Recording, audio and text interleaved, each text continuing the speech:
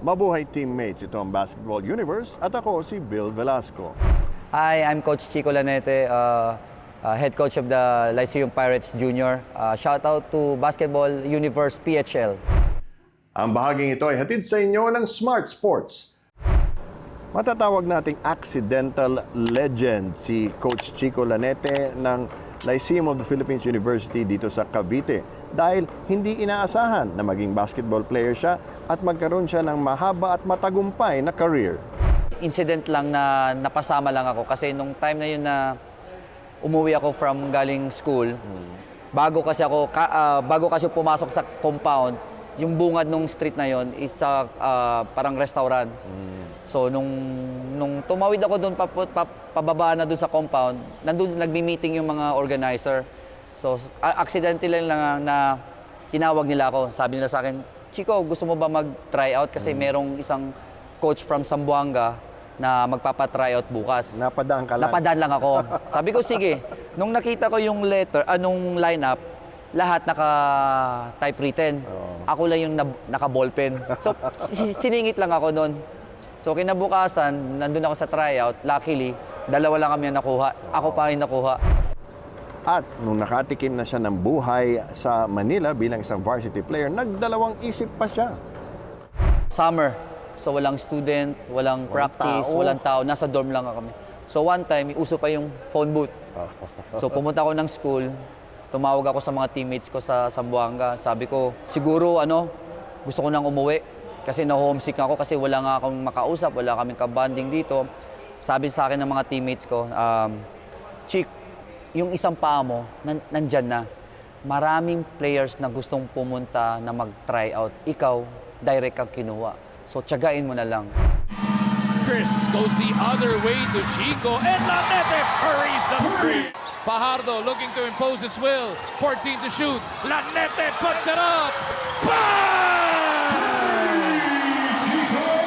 Ang bahaging ito ay hatid sa inyo ng Smart Sports. Coach Chico, paano kayo nagsimula sa basketball na magkakapatid nung nasa Zamboanga pa kayo? Nung nasa Basilan kami. Kasi Basilan. doon talaga kami nakatira. So, na-influence lang kami ng father ko. Kasi yung father ko dati, basketball player din, tapos varsity ng Mapua. Tapos nag-Bikaa siya. Then, Wow! Yes. Tagal na nun, ah. Tagal na. Tapos, doon na kami nahasa, nanonood ng game. Minsan, pinapakita namin yung mga clips niya. So, one time sa Basilan, nagtayo kami ng ring sa half court. Nagsimula ako ng mag-basketball half court. Oo, syempre. So, doon na nagtuloy-tuloy, doon ako nagka-interest. Tapos, sumunod na yung mga kapatid ko. I see. So, sinong bully sa inyong tatlo? Ikaw? Medyo. Tapos, paano nyo pinag-iba-iba yung laro nyo? Ikaw, si Garbo, si Bon. Paano nyo pinag-differentiate yung laro ninyong tatlo? Wala kusa lang lumabas eh. Kasi ako nung time na yun, nung high school ako, hindi talaga ako point guard eh. Shooting guard talaga ako. Then, siguro si Garbo, siguro na siya, inborn na as a shooting guard din. Oo. Then actually kami tatlo halos lahat, pati si Von, shooting guard. Pero siyempre sa height ko at saka height ni Von, kailangan namin mag-adjust. So nung nag-PBL, nung nag-college ako, combo na ako. Pero most of the time, shooting guard talaga. Then sa PBL, sumusundot na ako ng point guard. Then nung na-realize ko na, nung gusto ko na magpa-PBA, marami nag-advise sa akin na hindi ka pwede mag-shooting guard. As a height mo, kailangan mo mag-point guard. Para So, mismatch. mismatch. At the same time, ang hirap ng transition ko going to point guard kasi wala akong ideas na magkaroon ng larong point guard eh. So, Sa'yo lahat ang bola eh. Yes, at the same time, ikaw magde-demand sa lahat ng bagay kasi pag ikaw ang pag-shooting guard ka naman, hihintayin ka lang na mapuntay sa yung bola. Like guard ka, ikaw yung nagde-demand dun sa apat. At the same time, ikaw yung extension ng coach. 22 points for Reynel Hugnatan. Oh, but Chico Lanete ahead so quick and getting this 2 points from Chico Lanete. And Atkins is called for the foul and he is done. Pero nung nakuha ko ng Pure Foods, yun, sinabi sa akin nila ng mga veterano like sila Roger Yap. At the same time, Coach Ronnie Magsanok na point guard ka. Hindi ka pwede mag-shooting ka dahil sa height mo. So, long transition para sa akin. So, buti na lang nakapag-adjust naman ako. Pero nung bata ka sa Basilan, paano kayo napunta ng Cebu? Well, ito yun. Bago ako napunta ng Cebu, napunta muna ako ng Zamboanga. Okay. Kasi merong isang coach sa Zamboanga na pumunta ng Basilan, nagpa-try out. So ito yung kwento noon nung nagpa-try out siya. Nung nagpa-try out siya, may nag-try out ng 50 players. Tapos ako, incident lang na napasama lang ako kasi nung time na yun na umuwi ako from galing school, bago kasi pumasok sa compound, yung bungad nung street na yon, it's a parang restaurant. So nung tumawid ako doon pababa na doon sa compound, nandun nagmi-meeting yung mga organizer. So accidentally lang na tinawag nila ako. Sabi nila sa akin, "Chico, gusto mo ba mag-try out kasi merong isang coach from Zamboanga na magpapa-try out bukas." Napadaan ka lang? Napadaan lang ako. Sabi ko, sige. Nung nakita ko yung anong lineup, lahat naka-typewritten. Ako lang yung naka-ballpen. So, siningit lang ako noon. So, kinabukasan, nandun ako sa tryout. Luckily, dalawa lang kami ang nakuha. Ako pa yung nakuha. So, summer, nag-jump na ako sa Zamboanga. So, doon na nag-start yung sa basketball player ko sa What was Zamboanga. it like for you? Siyempre, lilipat ka ng ibang lugar. Pumunta ka ng Zamboanga, lumipat ka ng Cebu. Paano mo na-handle yung parang pagiging homesick, yung wala kang support system doon? Hindi ako na homesick nung pumunta ako ng Zamboanga kasi yung mga kapitbahay ko, halos lahat doon nag-aaral sa Zamboanga. Okay. So, inisip ko, sabi ko, parang ang sarap naman ng buhay nila na uwi na sila every weekend, tapos pagka Sunday, lilipad naman lang sa Zamboanga para mag-aral. Sabi ko, ano kayang feeling kung ano yung feeling na kung anong nasa Zamboanga. Kasi Zamboanga kasi is a city eh. Siyempre kami nasa Basilan, it's an island lang. So, swerte mo na talaga pag nakapunta ka ng Zamboanga, parang ganon. So, sabi ko, hindi na ako na homesick. Actually, mas excited ako nung nakuha ko sa school namin.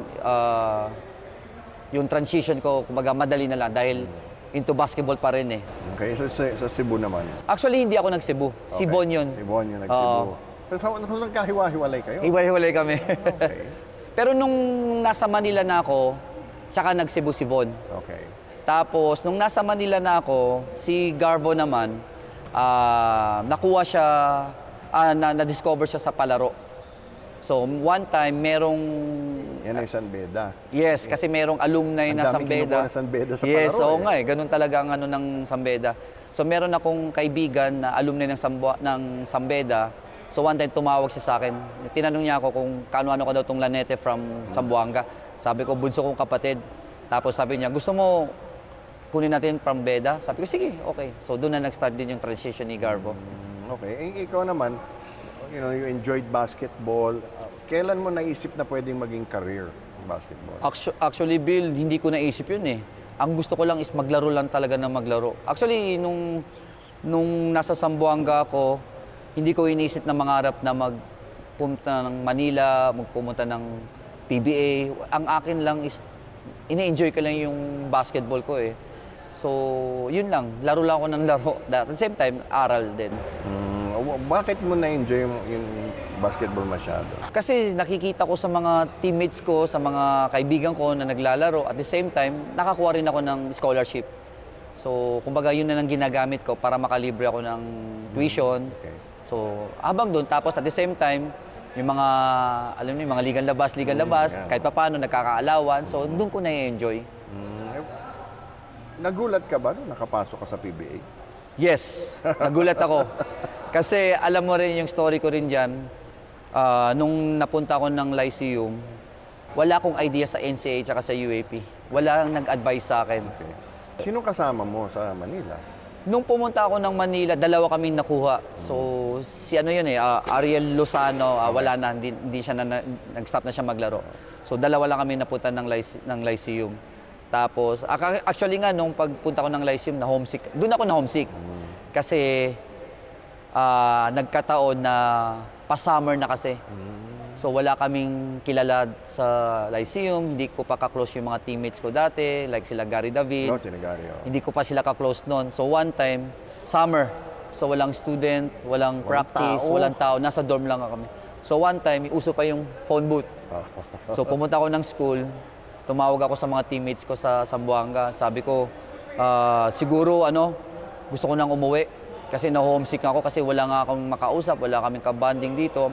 Sabi sa akin ng mga teammates ko, Chick, yung isang paa mo, nandyan na. Maraming players na gustong pumunta na mag-try out. Ikaw, direct kang kinuha. So, tiyagain mo na lang. So, doon ako nagising. Sabi ko, oo nga, no. So, nung sinabi ng mga teammates ko sa akin, doon ako nagpursige. So, hindi na ako nag-back down. Tinutuloy-tuloy ko na lang. When you got to the PBA, anong feeling? Kasi syempre, puro bigatin na yung mga player, no? Puro best of the best na yung nandun. Actually, nung PBL ako, hindi ko pa rin nangarap na mag-PBA. Yes, kasi ito yung kwento. Nung 2005, nasa Harbor Center ako with LA and Joseph Yo. Okay. So, teammate ko sila. At the same time, first champion namin. Tapos, nung na-drop si Joseph and LA, so one time, nag-get together kami. Wala si LA, si Joseph lang at saka sila Coach George Gallant. So habang minamasdan ko si Joseph, kinukwento niya yung buhay PBA. Sabi ko, habang kinukwento niya, naiinggit ako. Sabi ko, ganun pala kasarap ng feeling na as a PBA player, tapos pag nasa PBA ka na. So sabi ko, baka kailangan ko na seryosohin para maka-step dun sa PBA. So dun na nag-start yung mind ko na okay, mangarap ako mag-PBA. So, doon na ako nag-start yung magandang career ko sa Harbor Center. But getting to the PBA is just the start. Yes. Ano yung mga plano mo, mga goals mo nung nakapasok ka na sa PBA? Itong nakakatawa, Bill. 2005, nagpa-draft na ako after namin ng first champion namin sa Harbor Center. So, umattend ako ng combined. Tapos sa drafting, hindi ako sumipot. 10 kami hindi sumipot sa drafting. So sabi ni Kong Noliala nung time na yon, nalaman niya kasi na 10 players na hindi sumipot sa drafting, hindi nila kina-counted yung as a free agent. So ang ginawa niya, magpa-draft kayo ulit next year. Okay. So nung following year, nagpa-draft ako, nag-combine ako, tapos sumali na ako sa drafting. So buti nila nung time na yung drafting na yun sa market, yung pwesto ng mga players, hindi kita. Nasa baba kami. So pag tinawag yung pangalan, aakla kami sa stage sa likod, tapos haharap sa mga tao. So luckily, hindi kami nakuha, sumibat na kami. So sumibat kami, pumasok kami sa ilalim, doon kami labas sa mga bodega ng mga truck. So hindi kami nalungkot or what. Ang amin lang is, ako, tuloy lang ako. Sabi ko, okay lang kahit hindi makuha. So, PBL lang ako. So, doon lang ako nagtiyaga lang ako sa PBL. So, yun, undrafted na ako doon. So, ang ginawa ko, nagpakita lang ako ng laro ko sa PBL. Nakakuha ako ng, naka-Grand Slam kami. At the same time, 2 times ako nakapag-finals MVP, tapos isang mythical. So, after nun, tsaka tumawag sa akin yung Pure Foods. So, doon ako nag-start na nakuha ng Pure Foods. Doon na run yung career ko sa Pure Foods. Pero at that point, parang transition period Yes. sa Pure Foods. Oo. Yung first batch from 1988, yung early 90s, pawala na nun eh. So ano yung naging role mo doon sa team? Ang role ko na doon is point guard na talaga. So, ang karelyebo ko, Roger Yap. So, 2 lang kaming point guard doon. Then, minamasdan ko talaga si Roger nung time na yun kung paano mag-handle ng point guard eh. Buti na lang, ginaguide ako ni Roger, ni Coach Ronnie Magsanok. So, dapat yung vision mo, yung IQ mo, dapat malawak. Kailangan mo basahin kung ano nangyari sa loob. Like for example, yung 4 wala sa pwesto, kailangan bago ka tumawag ng play, dapat naka-align na sila. Para yung transition ng play, maayos. So, doon ko nasanay yung paano maglaro ng point guard. Inakala mo ba na makakapag-champion ka na not just once, pero 3 beses sa PBA? Hindi namin inakala nun. Although yung team kasi namin, all-star eh. Ano naman? Oo. Like Jason Castro, Bo Belga, JC Intal, Ryan Aranya. So, ang inano lang namin, in-emphasize lang ni Coach George Galit namin na all out lang kayo lagi. Yung management, nakasuporta naman. So, yun, nakuha namin yung second champion hanggang sa ng Grand Slam. So, yun, na-enjoy lang namin yung time na yun. Okay, when you got to the PBA, nag-iba na ba yung pananaw mo sa basketball na parang hanap buhay na to? Yes, kumbaga sabi ko nga sa sarili ko na siyempre iba naman yung sweldo sa PBA at saka sa PBA. So sabi ko, pinahawakan ko na to. Sabi ko, siyempre hindi naman habang buhay malakas tayo. So siyempre sabi ko, take it seriously na ako. Doon ko na nalaman na kailangan ko na mag-ipon habang malakas pa ako kasi at the end of the day, siyempre mahirap naman na mag-retire ka, wala kang naipon. So doon naging concentration ko na sa basketball na maging seryoso. Okay. And after that career na ang dami mong pinagdaan ng team sa PBA, anong pinaka-naalala mo? Sa PBA, yung siguro yung nag-ano ako, nung time na nasa Barako Bull na ako. Kasi kumbaga isa na ako sa mga main man ng Barako Bull. Nag-starting 5 ako, mahaba yung minutes ko. At the same time, Si Coach Yeng ba yun? Nasa end No. na siya? Coach ko Ibanal. Okay. So doon ako team captain. So doon nag-transition yung career ko sa Barako Bull. Kaya yun ang mga isa sa mga best moment ko sa PBA. Okay. What was it that made you decide na siguro panahon na mag-retire ako sa paglalaro? Nung nalaman ko na kasi nag-end yung career ko as 40 years old eh. Pero nung kahit 40 years old ako, nakakasabay pa ako. Feeling mo kaya mo pa? Yes, actually kaya ko pa talaga. Pero syempre, management wala na din naman nating control. Yeah. Syempre mas gusto nila hanapin ng mga bagong bata. So okay na rin sa akin, tanggap ko na rin naman. Luckily lang, na-bless lang din ako kasi bago ako mag-retire, bago ako mawala ng contract sa San Miguel, nakapag-champion ako. So kahit papaano, na-bless ako. Okay, ngayon, napakaganda nung tinakbo ng karir mo, dami mong naranasan. Bakit mo na isipang iuntog yung ulo mo sa pader at maging coach, high school pa? Actually, Bill, ito na, napag-usapan nga ng mga asawa ko kasi hindi ako matyaga mag-coach. Hindi ako matyaga magturo sa mga bata. Okay. So, ang nag-push lang kasi sa akin yung wife ko. Sabi ng wife ko, naniniwala ko sa iyo na kaya mo yan. Subukan mo lang.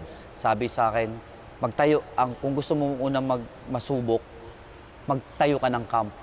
Doon ka muna sumubok. Tansyahin mo. Ayaw ko talaga eh, kasi wala talaga akong pasensya sa mga bata magturo eh. So, ang wife ko lang talaga ang nag-insist sa akin na, hindi, kaya mo yan. Tutulungan kita, ganon. So naano naman ako sa wife ko na siya yung nagtitiwala sa akin na kaya mo yan. So, napag-isipan namin, tapos nagtayo ako ng camp. So, doon ko na dahan-dahan, sabi ko, parang masarap pala magturo sa mga bata kasi syempre yung mga experience mo at yung mga knowledge mo sa basketball, share mo. So, doon yung nag-start ako na magturo sa mga bata sa camp hanggang nagkaroon ako ng mga one-on-one personal training. Okay. Tapos, pumasok ako ng mga 12 under na liga. Tapos, sa uli, doon ko na gusto na, parang gusto ko mag-apply sa school na magturo din sa mga bata. So, luckily, actually, bago to, marami akong in-apply na school eh. So, lahat reject. So, eto, nasubukan ko yung Lyceum. So, na-bless ako na eto, nakuha ko. At the same time, dito pa ako nanggaling. So, eto na ngayon. Like now you're in a rebuilding stage. Yes. Sa juniors. Anong mga target mo para sa mga bata? Well, siyempre unang-una, sabi ko nga sa kanila, meron kasi akong word na CHAD. C-H-A-D. Okay. Sabi ko, kailangan not only sa basketball to, pero kailangan nyo i-apply sa personal life. Yung C, coachable. Siyempre, maging coachable ka sa, hindi ka pwedeng na ikaw yung magaling like sa parents or sa coach. So, dapat coachable ka. Yung H, sabi ko, hard work. syempre hindi ka puro umaasa lang sa talent mo. Kasi nowadays, yung talent mo, pag may mga hardworking na mga players, kaya nang talunin eh. Like before, pag may talent ka, yun lang, pag may talent ka, angat ka na agad eh. So dapat may hard work ka. Tapos yung A, dapat attitude. Hindi ka pwedeng may attitude ka sa loob ng court at saka sa bahay. Diva. Yes, kasi mahirap magturo sa basketball pag may attitude ka. Kahit gaano ka kagaling, pero kung may attitude ka, hindi ka pwede sa akin. Then yung last, syempre discipline. Okay? Kasi pag wala kang disiplina, like lagi kang late, lagi ka lang pupuyat, so hindi mo ma-apply sa personal life mo, hindi ka angat sa buhay kung wala kang disiplina. Siguro sa last question na lang, Coach. Yung karamihan sa nangyari sa iyo sa basketball, hindi inaasahan. Yes. No, napadaan ka lang or nagkataon lang na may opportunity. And yet, here you are, your coach, you've had a successful professional career. Si Garvo, nagko-coach sa Atlanta, sa Amerika. Pag binalikan mo, ano yung nabago ng basketball sa buhay mo? Siguro yung personal life ko. Kasi nung time kasi noon, wala akong direction sa buhay eh. So, happy-go-lucky lang ako eh. So, hindi ko iniisip kung anong mangyayari sa akin. Basta ang akin lang, kung saan ako mapunta, okay lang. Wala akong pakialam kung saan ako mapunta. Basta alam ko sa sarili ko, masaya ako. Pero hindi pala eh. Kasi syempre, not all the time na pagdating ng stage mo, like tumanda ka na, so wala ka nang na kinakapitan. Pag hindi mo binago yung sarili mo, hindi ko makilala yung wife ko. So, yun ang gusto kong na kailangan talaga na maging focus ako sa mga darating na panahon. Ang bahaging ito ay hatid sa inyo ng Smart Sports. At yan ang ating episode para sa araw na ito. Ang Basketball Universe PHL ay masusubaybayan nyo twice a week sa YouTube, Facebook at iba pang social media platforms. Nais namin pasalamatan ang Smart Sports. Laging tandaan, saan man kayo at ano man ang ginagawa ninyo, magkakampi tayo. Ako si Bill Velasco at ito ang Basketball Universe.